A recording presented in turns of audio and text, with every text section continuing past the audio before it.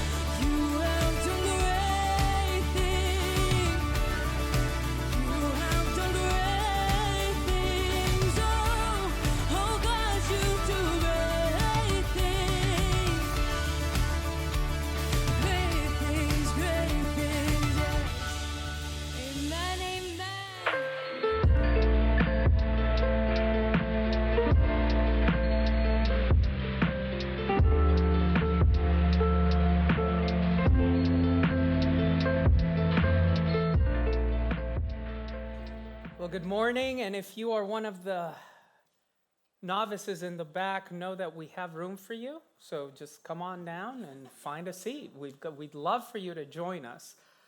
Have I told you that I love being part of the Anthem community? And I'll tell you why.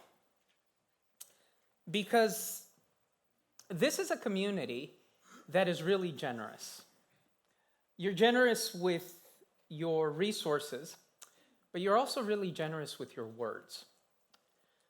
So this whole week, I've been getting calls, emails, messages.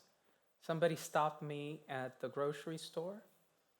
Someone flagged me down on Barton Road and almost caused a car accident. You know who you are. And every single time that has happened, it's to share like the most affirming words, whether that's personally or via text message or in an email. All I've heard was, "You were such a blessing last week." One of you said, I think you do better when you don't prepare.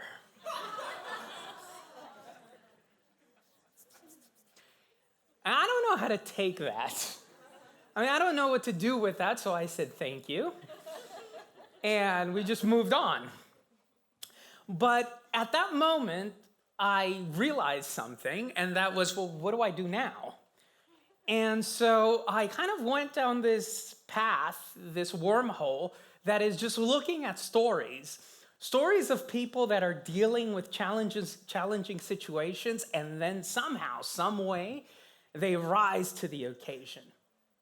And so my journey took me to read the story of Ross Gelbspan.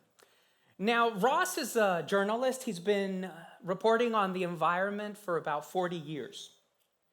And he went to a conference. The title of the conference was based on a book, the most famous and popular book on environmentalism ever written. It's called The Limits of Growth. And as Ross is sitting there in a seminar, he is noticing that the whole tenor of the presentations is doom and gloom. Like, the world is growing, economic exploitation, population explosion, and if we don't stop, the world's going to end. And I was like, Adventists have been saying that for 160 years. And it continued. So it wasn't just exploitation of the economy and people, it was exploitation of our natural resources. And so they were talking about floods and global warming and droughts and all these things. And really, as Ross is sitting there, he is feeling this angst because every single prediction that he is hearing is really, really grim. And then he sees her. It's one of the co-authors of the book, Donnell Meadows. And Meadows gets up. And as she begins running through some models that are telling us that coastal cities by the year 2050 are not going to be inhabitable anymore, Ross notes something. It's a really interesting paradox. In his mind, it's this juxtaposition because even as Donnell is talking about this future that looks really bleak, she's pregnant. And so he can't figure out how to make sense of this. On the one hand, the pessimism that comes with the age. On the other hand, this indomitable spirit that says, I will hope even in spite of all the evidence before me. So Ross decides to trash all the drafts that he has, and he submits a new article to the Village Voice, which is a newspaper he is working for. And in it, he begins to talk about this emotion. And this emotion that bubbles up inside each and every one of us, this desire that human beings have to hope for a future. He says, I saw this woman who knows more about this pessimistic future than anyone else, and yet, in the midst of this, she decided to bring life into the world. And the article was so moving, so transformative, that the Village Voice decides to run it as their cover article. There's only one problem, though. It's one little teeny bit of fake news. Donnell wasn't pregnant. Ross talks about this in an interview he gives. And he says how devastating this was. I mean, this happened 40 years ago, and still in his mind, the emotions are fresh as the day he found out that this person that was the receptacle for his hopes and dreams wasn't pregnant. She was just bloated. And there's something about that Yeah, I know it's happened to you. I know that you at some point, at some moment, have made a mistake and you just wish with every fiber of your being to take it back. And it doesn't have to be as evident or as public as the mistake that Ross made. It can be as simple as what happens to me on a daily basis, because there's a lot of you, and so I see faces, but sometimes I think that you're actually saying hello to me as you walk on campus, and so I'll wave back, and it's not me that you're waving to. And so I have to pretend that I'm waving to the person behind you, and we have a conversation that is deliciously awkward. What is this about mistakes that we make that makes us want to die? I mean, we talk about it in our language, right? I am so mortified. Now, maybe you're saying, well, that's too dramatic. But we have these little sayings built into our language that state how uncomfortable it is. Have you ever said, oh, I wish the ground would just swallow me? Oh, I want to crawl into a cave. I even heard this from a student, I wish that my face would disappear. Almost as if your identity is linked in some way to your capacity to make mistakes or your inability to be perfect. Maybe that's still too drastic for you. Maybe your experience with making mistakes is a bit more gastric. You know, when we commit an error, we usually will say things like, oh man, I could eat crow. Or I could eat my words. Or I could eat my hat. It's almost as if the one thing that emerges true from our conversations and our interactions with mistakes is this. Mistakes are deeply unpleasant, unappetizing, and hard to digest. And so we come to the second part of our series on the sanctuary. And as we're thinking about it, we join Israel pitching their tents on the plains of Mount Sinai. There's something rather beautiful that is happening in those plains. Theologian Richard Foster says that simplicity is freedom, and so God says, build me a sanctuary that I may dwell among you. A simple command that is intended to make sure you understand that you don't need to go up the mountain to find God anymore. God comes down. And that's good news. But yet, there is still this deep-seated nervousness with encountering God's presence. This internal monologue that goes a little like this: I am not good enough, so I need to pretend. What is it that they say? Fake it until you make it? If you have a Bible, come with me to the book of Exodus, the 30th chapter. We are going to be focusing on verses 11 through 17. Now, here's the thing. Here's the thing about this message as Israel pitches its tents on the plains of Sinai. They are every bit as nervous about encountering God's presence than you and I are as we came into church this morning. So the witness of Scripture reads, "Then the Lord said to Moses, when you take a census of the Israelites to count them, each one must pay the Lord a ransom for his life at the time it is counted." So just at the outset, let's clarify some things, because you're probably thinking, what's wrong with the census?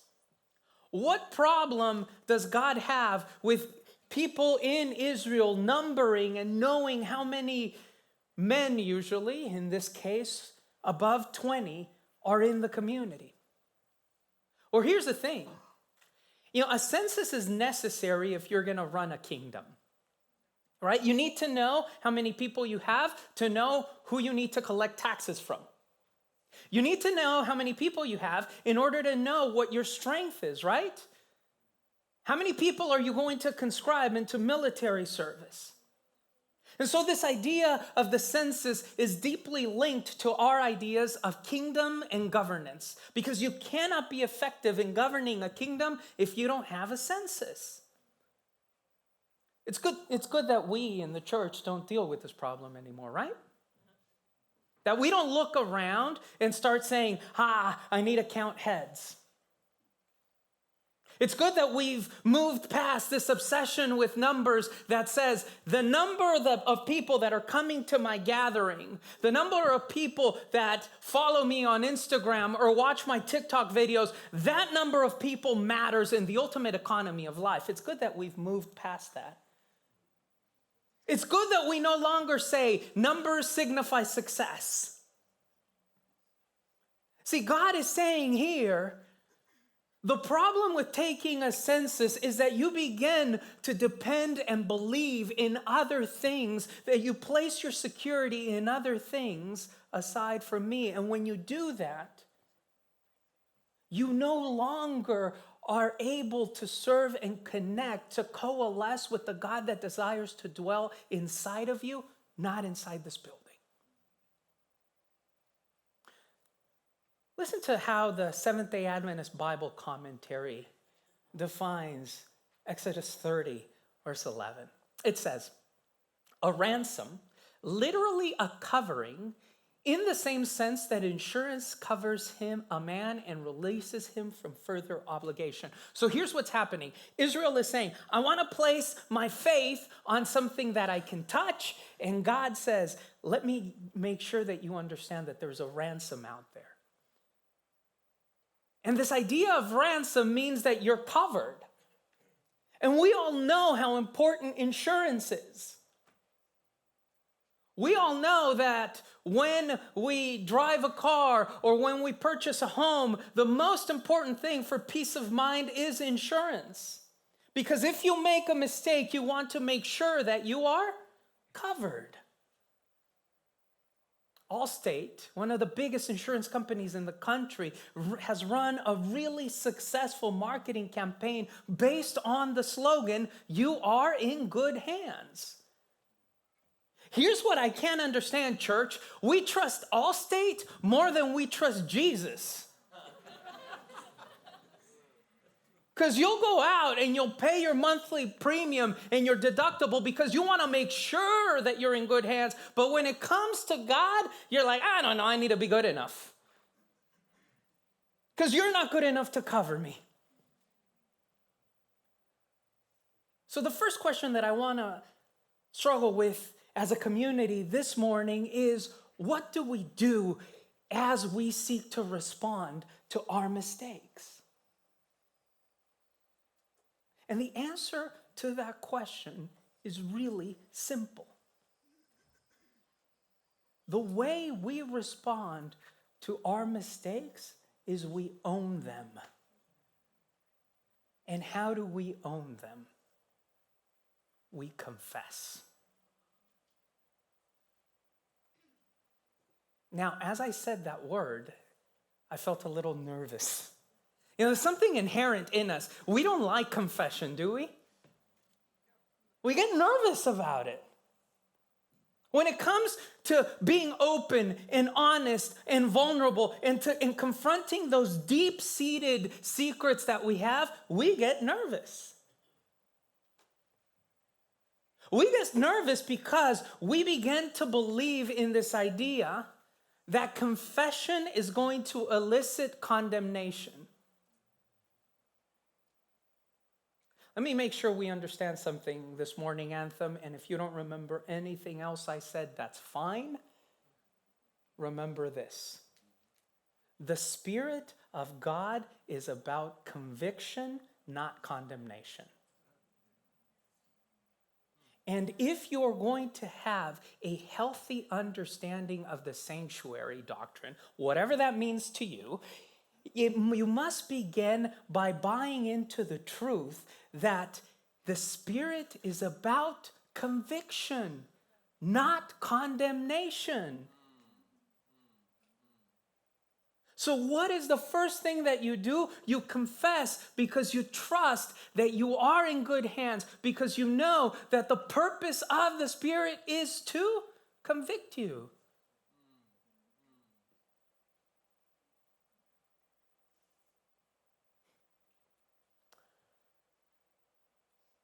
But we don't believe this. We don't truly believe this because we haven't understood properly what sin is. See, typically, we think that sin is behavior, right? What I do. And if sin is behavior, then the solution to sin is really simple. If sin is what you do, then stop doing it, right? There's this cause and effect thing. If sin is merely what I do, then the solution to sin is for me to stop. But you see, the Eastern Church has a much healthier understanding of sin. This is why confession, at least for them, is not as big a problem as it is here in the West, because they view sin as a sickness, a disease, a virus that is incubated and infected every single cell, every single atom of our being. It's an internal problem. And so the only solution to sin isn't behavioral modification, it's internal transformation. And if the Spirit convicts, then the work of transformation is the work of the Spirit. So what do? We confess. Now comes the difficult part. Now comes the dangerous piece. How do we do it? Dietrich Bonhoeffer was a pastor, a theologian, an ethicist, and he wrote a little book called Life Together. And in this little book, he begins to muse about what the ideal body of Christ looks like. And close to the end of the book, he writes a chapter on confession, and I want you to just hear Bonhoeffer's words as he talks about this issue. He says, if a Christian is in the fellowship of confession with a brother, he will never be alone again anywhere.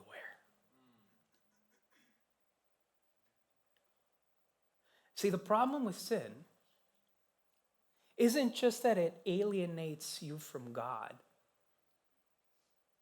It's also that it isolates you from one another. Yes. See, sin needs you to be alone. And confession not only restores you to God, it reunites you to the body of Christ. But in order to have this practice be palpable in our environment, church, we need to be able to trust each other.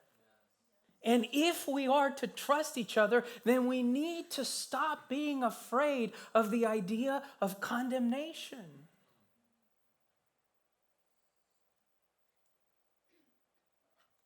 And the only way to do that is we need to reinterpret and re-understand the gospel. Because I don't think we really have understood it. See, this is what we really say when we talk about the gospel. We say, human beings are really bad and really broken, and God is really angry. So God needed someone big enough to take the rap. And so Jesus came and took upon himself all the sins of the world so that God was less angry. And we miss the fact that it wasn't God's anger that put God on the cross, it was God's love. Like God climbed up on the cross because he believed in this idea of internal transformation. When you come to God, when you walk into that sanctuary, when you say, I want to open my presence to experience you dwelling in me, there ought to be no fear. But don't take my word for it. How about you take the word of the founder of the Adventist church? I'm going to do something I almost never do, and that's I'm going to read Ellen White to you all. Listen to what the words she writes in Patriarchs and Prophets. He says, the law of God enshrined within the ark was the great rule of righteousness and judgment. The law pronounced death upon the transgressor, but above the law was the mercy seat, upon which the presence of God was revealed, and from which, by the virtue of the atonement, pardon was granted to the repentant sinner.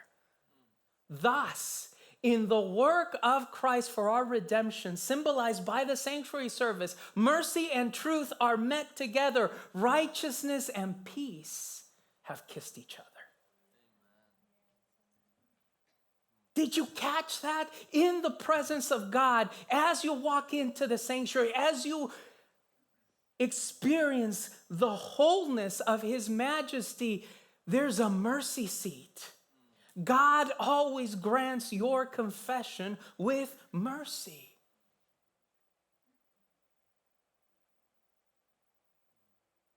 And this ought to be the mantra that people in Adventist churches, from every pulpit, from every general conference session, any ministerial session, when you're asked, what do Adventists believe? This is the message that we need to completely repeat time and time again until it becomes ingrained in our DNA. God witnesses and welcomes your confession with mercy. That's who we are as a church.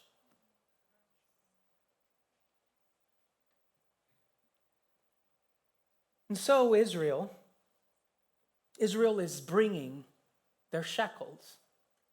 If you keep reading Exodus 30, you see that they bring their weights. That's the word, that's the Hebrew word for shekel. Time and time again, they'll bring their weights. And they drop that weight in the sanctuary. They drop that weight in the presence of God. My question for you, church, is what weights do you have? What weights are you bringing that are oppressing your heart? What are you trying to hide? I want to do something with you this morning. It's going to be awkward and it's going to require some bravery. Y'all up for it? That was very good. Okay, so I want you to look at the person next to you. I told you it was going to be a little awkward. Look at the person next to you. Gaze into those eyes.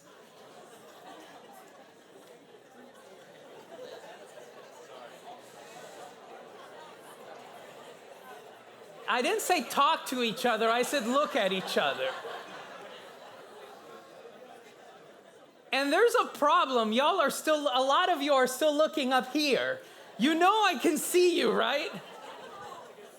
So look at the person next to you. All right, and here's what I want you to tell that person. I always know who's dating because they've been looking at each other the whole service. All right, here's what I want you to say to each other. You're not perfect, and that's okay.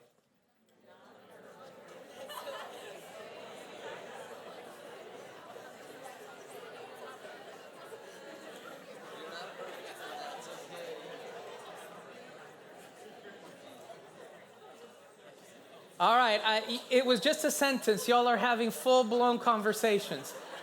Back here. Let's get back up here. See, this is the issue. Was it awkward? It's a little awkward. Except for the extroverts in the room. They're like, I could do this all day. But for most of us normal people, it's a bit awkward. It's a bit awkward because we're afraid. There's some place in your heart that's afraid. It's afraid that your confessions, particularly your confessions to one another, can be weaponized. Right? Because the what is clear, confess. The how, it's clear, corporately. Right? God tells the Israelites, I want all of you to come and lay down your weights together. This is corporate. But it's frightening.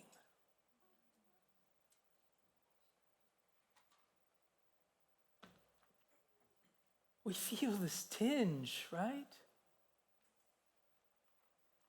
And some of us misunderstand also. We believe that confession is this therapeutic unburdening. We're just going to dump our stuff on the other person. And yeah, y'all need to know I like a cry as much as the next as much as the next man, but this is not what we're talking about here. See, confession to one another means that you are open to the possibility that the Spirit's going to transform you, because the purpose of confession is transformation. You follow Israel through its desert dwelling experience, and you move from Exodus to exile, and they forget this idea of corporate responsibility, corporate confession, mutual openness. They are afraid that their confessions are going to be weaponized and used against them, and so they forget. And you get to chapter 17 of the Gospel of Matthew. It's a really interesting passage, because just before, Jesus has told his disciples, hey, I'm going to go to the cross. And his disciples don't get it. They're still afraid. Right? They've understood the what, I need to confess. They have understood the how, corporately, but they haven't understood the where. Where do I confess? How does this happen in a community? And so they're afraid. And some tax collectors come to Peter and they say, hey, does your master pay the temple tax? This is the same temple tax, by the way, that we're talking about in Exodus 30. And Peter says, I don't know. I think he does. And Peter goes back in Capernaum to his home to meet Jesus. And Jesus, knowing Peter's heart, knowing that the work of the Spirit is to bring about this internal transformation, looks into his soul and says, Peter, do the kings of the earth require taxes from their children? Peter says, no. And then Jesus says, go and fish. Pull out a coin from the fish you fish and pay our temple tax. See, Jesus wants to cement Peter under the cross. Again, Bonhoeffer, when musing about the question, how do we practice corporate confession, says that one must only hear confession if one is under the cross. Because for this spiritual discipline, life experience doesn't matter, degrees don't matter, age doesn't matter. The only thing that's important as you take in someone's sacred confession is your experience under the cross. There is no confession without the cross. So I was thinking about this week, and there's a story that I came across. I need to use this disclaimer. This didn't happen at Loma Linda University Hospital. It's another hospital. But it's a very similar context to ours. It's a big hospital, Beth Israel Deaconess Medical Center in Boston, Massachusetts. Now, this hospital performs about 175 surgeries a week. It sees 250,000 patients in any given year. As Hannah got to the hospital to have a rather simple elective surgery, she felt good. After all, this hospital is one of Harvard Medical School's teaching hospitals. It was a normal day. She went under, came out of anesthesia. And in that blur, that hazy brain fog, she realized something was wrong. She noticed that the wrong side of her body was covered in bandages. and the doctor had operated on the wrong side. You medical professionals out there, when you think you're making a mistake, there are some mistakes that make you feel mortified. There are other mistakes that make you want to disappear. There are other mistakes that make you want to have indigestion. There are some mistakes, however, that harm and hurt people. And as the brain fog was lifting, the doctor came in. There's an ethicist. Her name is Nancy Berlinger. And she writes a book entitled After Harm. Berlinger studies the issue of medical malpractice. And she writes, medical students observe more senior physicians, and they learn that their mentors and supervisors believe in, practice, and reward the concealment of errors. They talk about unanticipated outcomes until a mistake somehow morphs into a complication. But on that morning, Hannah's physician didn't use medical jargon. She didn't say there were some unintended consequences. She simply looked at her patient's eyes and said, I made a mistake. I'm sorry. And I know some of you are thinking, man, the lawsuit, ooh. Veterans Affairs Medical Hospital in Lexington, Kentucky, in 1987 adopted a disclose and apologize policy. Where mistakes were recognized, you've got to realize in our country around 750,000 people are victims of medical malpractice. Of those, around 100,000 die. That makes medical malpractice the 8th highest cause of death in America. And in this milieu, this hospital in Lexington, Kentucky said, we're going to own it. And since 1987, do you know how many times they've been taken to court? 3.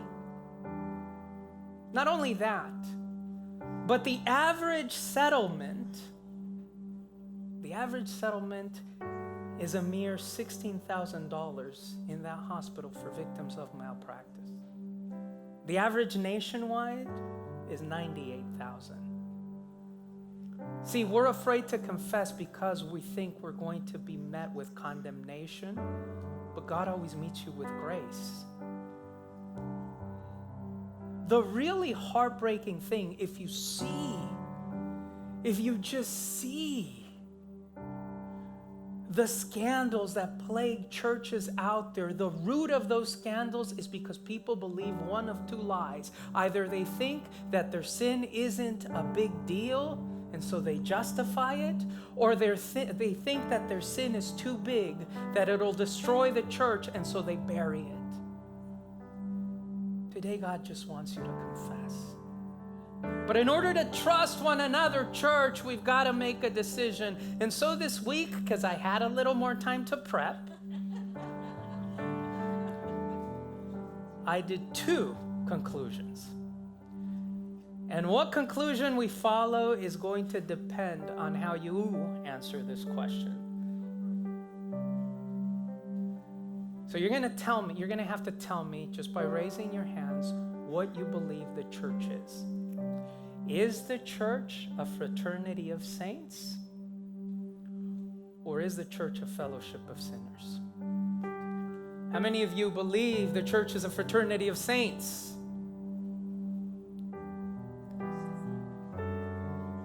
Pastor Philip is hedging. It's not a trick question. Now, how many of you believe it's a fellowship of sinners, church? Let me see those hands. See, if you believe that the church is a fellowship of sinners, then you need to believe that that person next to you is going to grant you grace when you come to a confession. That you will be met with mercy and compassion and understanding. Yeah, I don't know a lot. I really don't. Most days, I can't see where the path is leading me. You know what the beauty of the gospel is? That the beauty of the gospel gives me just enough light to know what the next right step is. And the next right step for us today is confess. Confess corporately. Confess at the foot of the cross. And so today we're going to practice that as a community. On the screen, you're going to see a prayer of confession that comes from the common book of prayer. And we're going to read our confession as a prayer, firmly believing that the God that chooses to dwell in us is going to meet us with grace, is going to convict us to transformation. So let's read this prayer of confession.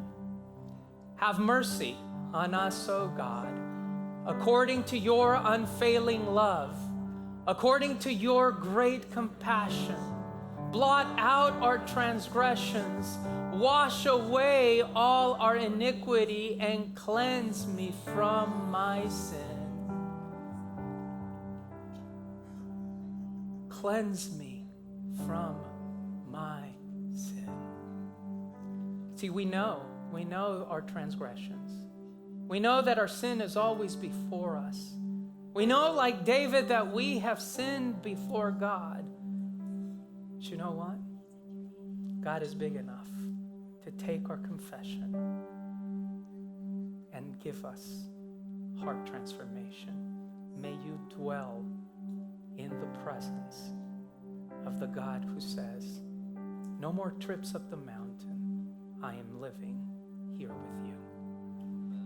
Hey guys, wasn't that a great sermon? We really appreciate what Pastor Miguel brought today. I hope that you reflect on that and think about what you can give to God this week. So hey, we're going to be coming back next week, so join us in at 12 next week. We'll see you there.